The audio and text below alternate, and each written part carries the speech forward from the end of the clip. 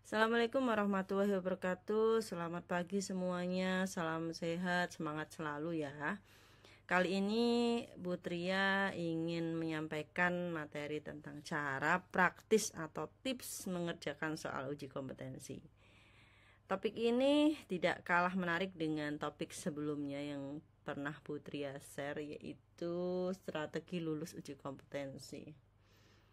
Jadi besar harapan Putria dengan apa yang Putria bagikan ini, semakin teman-teman ini dimudahkan untuk menghadapi uji kompetensi dan bisa lulus kompeten dan bisa segera wisuda nurse. Baik teman-teman, tidak usah lama-lama, yuk kita simak satu persatu. Apa saja sih tips supaya teman-teman semua ini mudah mengerjakan soal uji kompetensi? Tips yang pertama, prioritaskan menjawab soal yang mudah. Jangan terpaku pada soal-soal yang sulit. Namun, pada akhir waktu ujian, pastikan semua soal dijawab dengan menggunakan logika umum. Ini yang perlu digarisbawahi. Jawaban benar nilainya positif 1 atau bertambah 1. Dan tidak ada nilai negatif atau pengurangan untuk jawaban yang salah. Maka isi semua jawaban soal. Jangan sampai ada yang tidak diisi atau terlewatkan. Karena dengan Anda mengisi semua jawaban, entah itu Anda yakin itu benar atau salah, maka peluang mendapatkan nilai positif 1 atau bertambah poin 1 itu pasti ada. Dan jangan takut-takut salah karena tidak ada pengurangan nilai. Ini tips yang pertama. Tips yang kedua, baca dengan cepat setiap kata atau skimming. Ini sudah pernah Putria sampaikan di materi yang pertama tentang strategi lulus UKOM. Kecepatan membaca idealnya untuk ujian nasional adalah 300 kata per menit.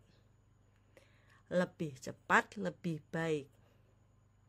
Jika dengan skimming belum bisa dipahami, maka baca setiap kata penting atau scanning.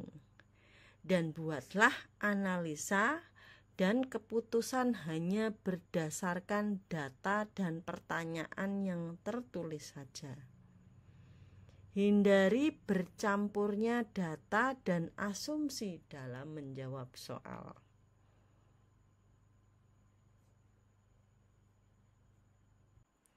Berikutnya, teman-teman harus ingat, karena soalnya jumlahnya 180 soal dan harus selesai dalam waktu 180 menit, artinya waktu rata-rata yang digunakan untuk menjawab soal adalah 60 detik per soal. Dan perhatikan waktu yang tersisa untuk memilih soal yang bisa dikerjakan dahulu dengan baik. Secara umum, 60 detik dianggap waktu yang cukup untuk mengerjakan satu soal. Jangan tergesa-gesa, fokus pada jawaban soal.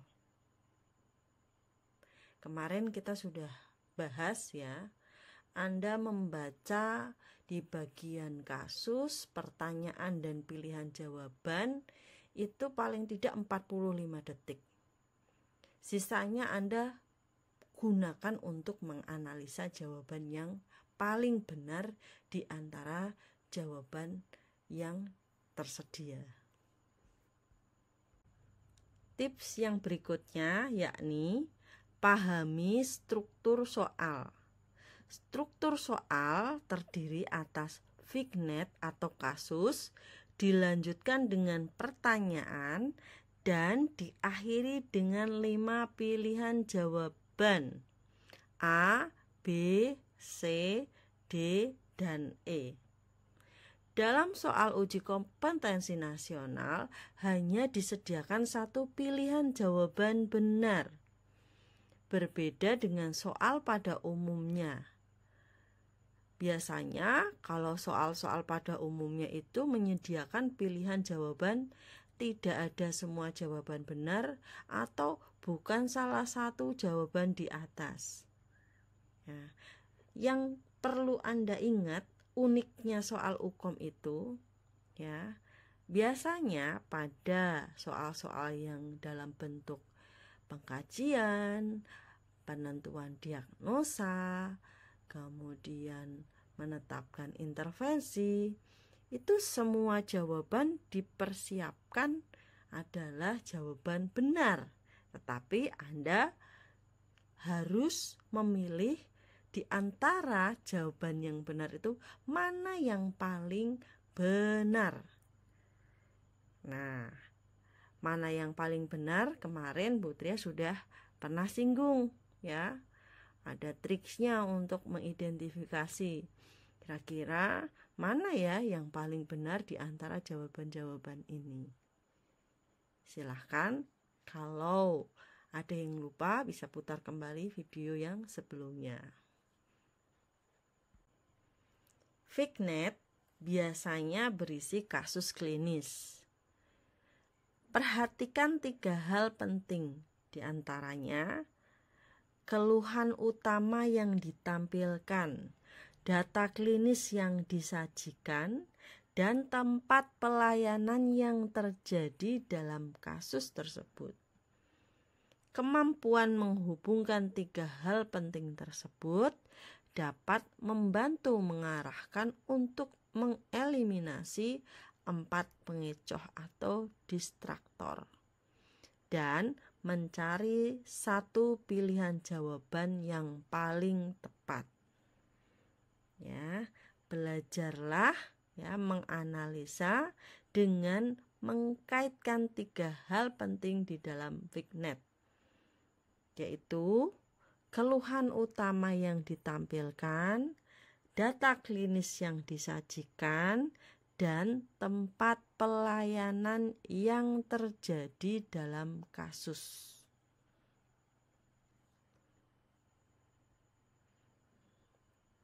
Yang perlu diingat, semua pilihan jawaban adalah homogen.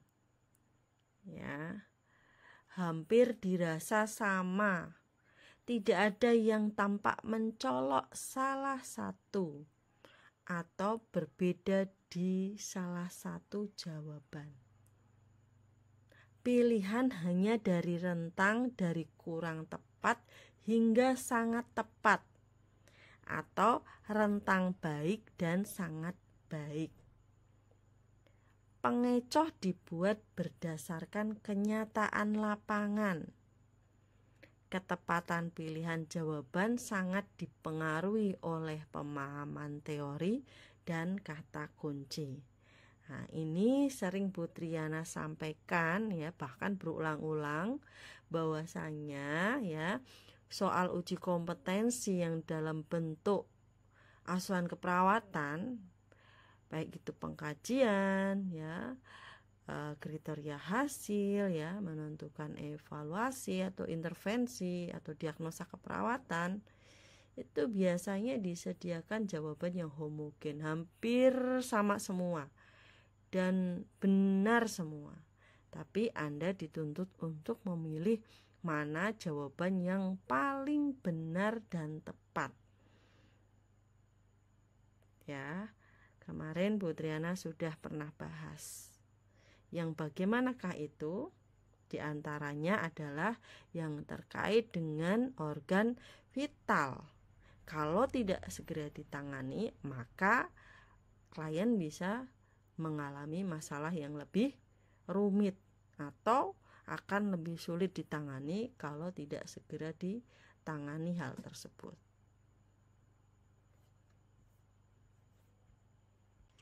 Tips yang berikutnya, perhatikan kata-kata kunci dalam pertanyaan, seperti diagnosa prioritas atau prioritas diagnosa, prioritas tindakan, tindakan terpenting atau tindakan prioritas.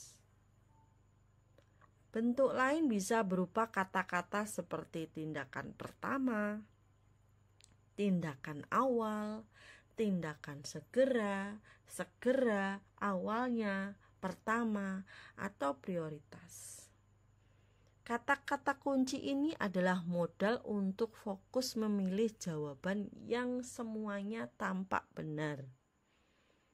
Ya, berarti Anda harus menentukan masalah yang prioritas, tindakan yang prioritas, tindakan yang terpenting, atau segala sesuatu yang harus didahulukan supaya klien tidak terjadi sesuatu. Yang paling parah adalah kematian, misalnya seperti itu. Inilah yang dinamakan kata kunci. Ada trik lagi nih teman-teman. Jadi Anda terfokus kepada pertanyaan dan jawabannya dulu.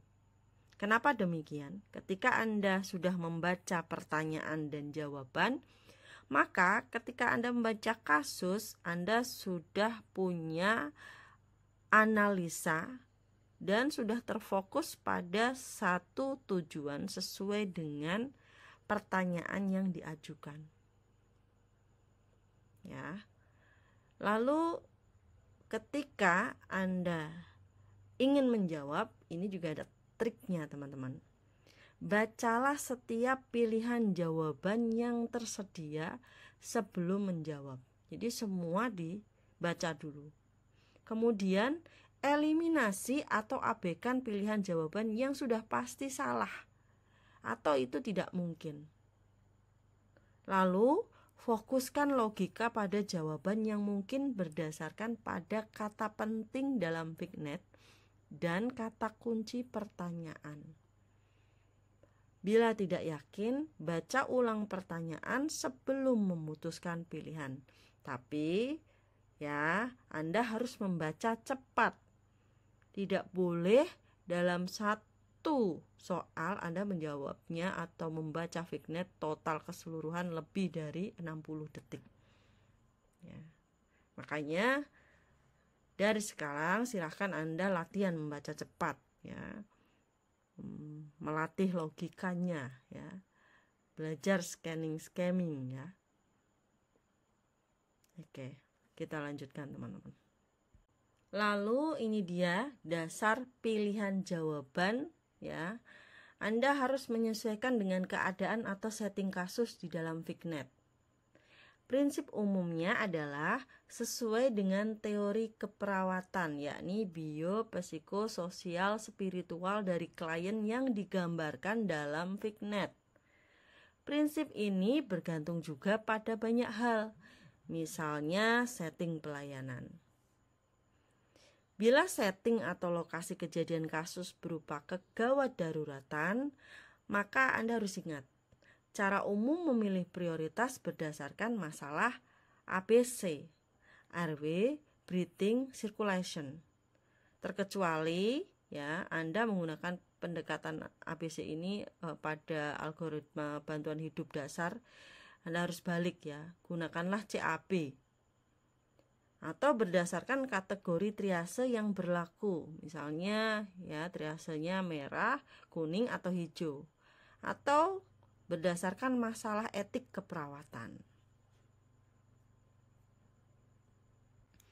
Berikutnya teman-teman, bila kejadian kasus dalam Vignet di ruang rawat atau non-gawat darurat, hierarki kebutuhan Maslow yang terdiri dari fisiologis, rasa aman, kasih sayang hingga aktualisasi diri dapat dijadikan acuan memilih jawaban yang paling benar. Dalam memilih kebutuhan fisiologis, berlaku juga dalam setting gawat darurat ya ini ya, juga terdapat prioritas yang harus ditetapkan. Untuk prioritas utama atau terpenting, misalnya adalah diagnosa. Maka pilihlah yang paling penting, paling mengancam kehidupan. Intervensi juga merupakan yang paling penting, berdampak besar, dan atau bisa mencegah timbulnya masalah lain. Lalu terkait dengan prioritas waktu. Misalnya adalah terkait dengan tindakan. Maka pilihlah sesuai dengan kata kunci yang terdapat dalam pertanyaan. Jika ditanyakan prioritas pertama, maka carilah jawaban yang menunjukkan bahwa tindakan tersebut harus dilakukan pertama kali sebelum tindakan yang lainnya. Bahkan, yang tindakan terpenting lain memerlukan tindakan tersebut dilakukan terlebih dahulu. Namun, jika pertanyaan berfokus pada tindakan utama, maka pilihlah hal terpenting yang harus dilakukan sesuai kebutuhan kasus di dalam Vignet. Ada pengecualian untuk kasus komunitas, manajemen, etik, dan hukum atau pengembangan profesionalisme. Untuk kasus-kasus ini tidak dapat menggunakan pendekatan kasus klinis gawat darurat dan ruang rawat. Pendekatan yang digunakan adalah logika umum ya. Jadi logika umum ini dapat digunakan jika logika secara teoritis tidak dikuasai. Jadi pakainya logika teman-teman ya, tidak bisa dengan pendekatan kasus seperti yang tadi Bu Triana sudah jelaskan. Selanjutnya teman-teman ya, jadi Anda perlu mengetahui kisi-kisi atau proporsi soal dan lingkup dan materi subbidang keilmuan. Ini sudah Bu Triana singgung di video sebelumnya ya. Jadi apa saja sih kisi-kisinya itu ya, proporsi soalnya, mana yang paling besar di antara bidang keilmuan, kemarin sudah Bu Triana singgung ya. Kalau Anda ada yang masih memerlukan informasi ini, silahkan putar lagi video sebelumnya ya, karena soal ini yang berada di urutan teratas itu kalau Anda bisa menjawab semuanya gitu ya dengan benar, karena proporsi soal ini cukup besar, tentu ada kemungkinan besar Anda bisa lulus ya, hanya dengan mengerjakan soal-soal dengan proporsi soal terbanyak di dalam soal uji kompetensi ya. Makanya silahkan kuasai subbidang keilmuan ini gitu ya, karena ini bisa katakanlah ini adalah ibu dari seluruh bidang keilmuan gitu ya. Nah, silahkan kalau Anda penasaran bidang keilmuan apa itu yang bisa mewakili dari semua bidang ilmu, dan Anda dipastikan bisa lulus kalau Anda bisa menjawab semua soal-soal dari bidang ilmu ini. Kemudian yang tidak kalah penting teman-teman ya, sering-seringlah berlatih ya, membaca dan menjawab soal-soal latihan uji kompetensi untuk mengasah tadi ya kemampuan Anda untuk menganalisa kasus ya, dan memilih menentukan jawaban yang paling benar. Lalu selain itu juga untuk melatih Anda membaca cepat ya. Kemudian membaca ya, berbagai macam soal dari berbagai bidang ilmu gitu ya. Misalnya dari keperawatan gawat darurat, coba kerjakan soal-soal tersebut ya menggunakan tips-tips yang tadi sudah Bu Triana sampaikan ya, tanpa melihat pembahasan soal atau kunci jawaban dulu ya. Lihat kemampuan Anda ya. Lalu sebisa mungkin Anda sediakan waktu ya, sesuai dengan alokasi waktu pengerjaan soal uji kompetensi ya, supaya bisa mengukur kemampuan Anda. Nanti misalnya kalau Anda belum bisa menyelesaikan dengan sesuai dengan aturan soal-soal uji kompetensi, maka berarti Anda harus berupaya lagi. Apa yang kurang dari diri saya? Saya harus belajar membaca cepatkah atau yang lainnya? Ya.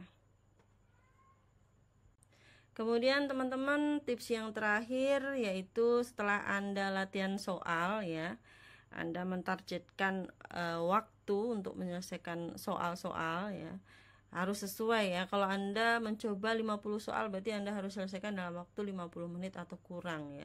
Ingat, jangan ada soal yang tidak diisi, karena tadi saya sudah sampaikan bahwasanya soal uji kompetensi itu tidak ada pengurangan poin atau pengurangan nilai ya. Jadi harapannya diisi semua. Nah, setelah Anda latihan menjawab soal, Anda intip di bagian kunci ya, kunci jawaban. Nah, di dalam kunci jawaban itu biasanya tersedia ada kunci jawabannya, ada pembahasannya, ada literatur yang disarankan. Anda pahami pembahasannya. Ya, biasanya sih di pembahasan itu ada pembahasan secara teori terkait dengan soal-soal yang Anda kerjakan gitu ya. Nah, kalau Anda belum paham terkait dengan pembahasannya, maka bacalah literatur yang disarankan. Nah, itu ya teman-teman ya. Oke, latihan terus, latihan soal. Lalu tadi yang membacanya belum bisa sesuai dengan target, maka latihanlah membaca ya. Sering-seringlah mencoba soal-soal latihan uji kompetensi supaya besok dalam menghadapi soal uji kompetensi Anda diberikan kemudahan dan kelancaran. Oke, teman-teman, mungkin sekian saja apa yang bisa Bu Tria sampaikan. Semoga bermanfaat ya. Jangan lupa subscribe, like, share supaya Bu Tria bisa berkarya lagi ya, membagikan ilmu-ilmu. Semoga juga ilmunya bermanfaat, dan teman-teman ini saya berharap bisa lulus sesuai dengan harapan ya. Oke, wassalamualaikum warahmatullahi wabarakatuh. Semua ini Bu Triana ambil dari buku pedoman ya, buku pedoman persiapan uji kompetensi nurse, program studi profesi nurse, cukup baru ya di tahun 2018.